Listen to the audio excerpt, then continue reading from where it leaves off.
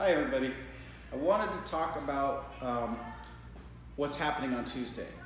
On Tuesday, we're going to go ahead and revisit the grammar portion of our assessment from last Thursday. And the reason is it was most definitely the hardest part for the students. They struggled to identify the simple subject and they struggled to identify the simple predicate.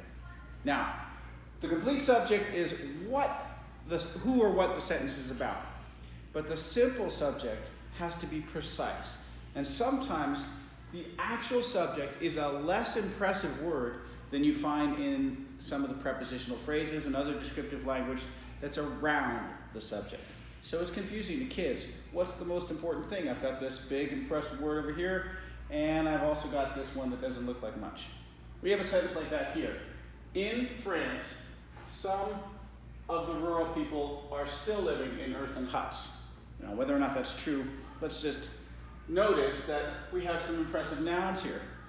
France, people, these sound a lot more important to the sentence than the actual subject. So that causes kids some difficulty.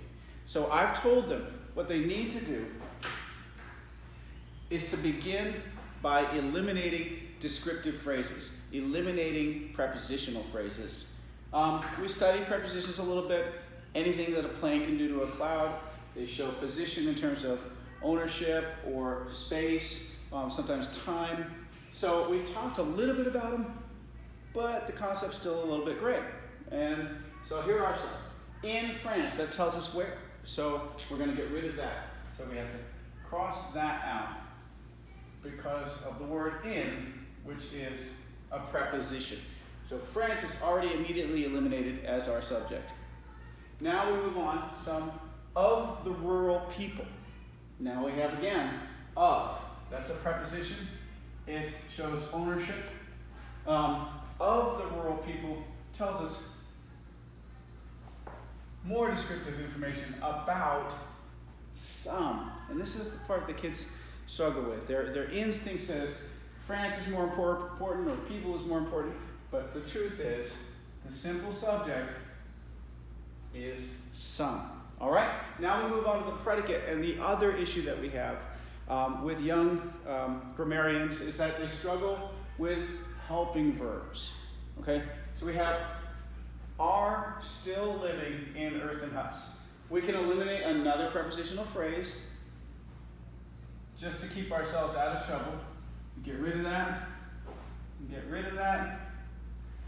In earthen huts, some are still living. Now, it's not always the case that your helping verb is right next to your main verb. And so we have words like still, an adverb that's here describing again.